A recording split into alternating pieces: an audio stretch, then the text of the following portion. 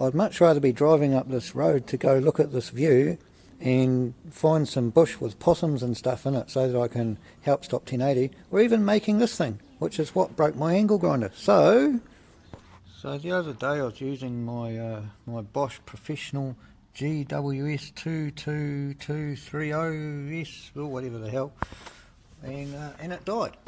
So here I am pulling it apart to see what's wrong.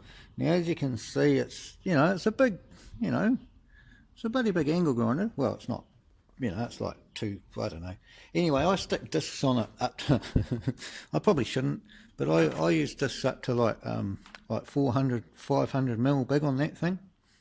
And it works fine. You know, I cut through concrete 3-4 inches deep with it. Yeah, it's great. You know, chop springs off whilst they're in the car to lower them. Gee, yeah, because like professional, ow. But anyway, it works as long as you know what you're doing. I wouldn't recommend chopping springs whilst they're in the car to anyone other than myself. So I've got in there, I've swapped these bushes around. See, that's a little spring. It's quite a nice mechanism, really. That's a nice little spring coil which holds these graphite bushes in place, which in turn spin a little electric motor down there. Now, so I've blown it all out with my little air gun, my super duper super cheap auto Black Ridge air gun thing that I've owned for God knows how many years, and it's hardly been used, look, because I can never find it. So I end up just using the tyre pressure bloody thing or whatever and hosing the garage out that way. But anyway, so I got a whole bunch of concrete dust out of here and a whole bunch of clogged up stuff, and it still wasn't going, although sometimes it would turn like, I don't know, like that much when you turned it on initially. So I decided to pull apart the handle. I got down to the trigger mechanism here. I'm not confident enough to stick any testing shit onto there to plug it into the 240 volt, and because you know, like, I've blown up good multimeters and stuff before, you know, yeah. So anyway, I want to keep my multimeters working, even though I don't really know how to use them by the sounds of it. So what I did find was underneath this sheath there, which is supposed to stop this from flexing around and destroying itself, which goes in there. So I found like underneath that sheath there, I found a crimp, which is just here. So there it is there. Right. So if we split that open, you see it's only got the two wires there, a positive and a negative. If we split that open, one of those is definitely popped. See, we've only got a blue wire. So that would explain why angle grinder no go. So yeehaw, going to get this bastard going again. And that's you know, I don't know what to say really.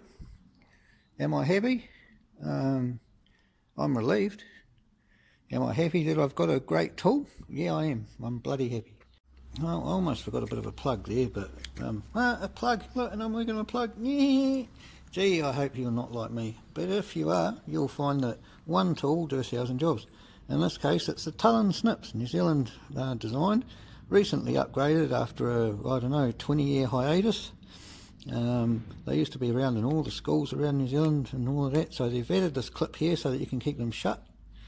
And you see this here, that allows you to use all your strength, unlike normal scissors. So they're good for chopping that, they're good for chopping air hoses, they're good for chopping paper, cardboard, foam. Hell, I can even chop through those with these bastards. But anyway, so that's the Tullen Snips. You can look them up. $30 odd, but you won't regret it. While we're on the subject of tools, I call myself Wins Racing for a reason. That's because Work and Income New Zealand, WINZ, it wins. It's the unemployment benefit sort of system. So I damaged my back building pretty badly. You know, I should be thankful that I'm able to walk at all, you know. So there I am walking, which, you know, I should be thankful for daily. But, you know, so I've got a collection of pretty bad tattoos. You know, there's Pac-Man there, right? But I've also got a collection of pretty bad tools. You know, these things from Super Cheap that I don't even bother bolting to the bench. I just hold it with one hand and bench grind with the other, and it allows you to get into all sorts of different angles. Wish I had a better one of them. This thing here, you've got to go real slow, otherwise it just grinds to a halt halfway through your job.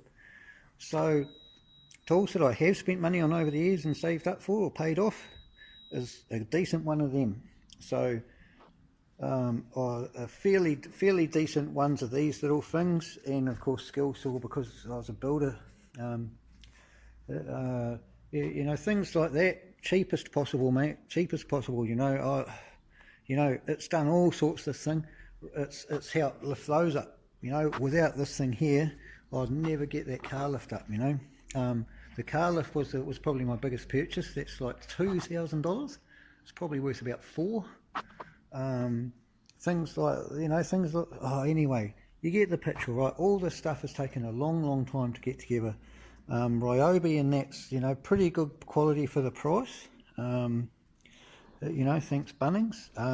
Everything else is basically super cheap, you know, my shop vac, you know, all sorts of stuff. All right, so you get the picture anyway. It's a bloody struggle, and you know, it takes a long time to get this stuff together when your disposable income is at 0 each week. So, and I like to look after the cats, you know. So this thing here was a great loss, and I'm super stoked that it's going again. Fucking brilliant.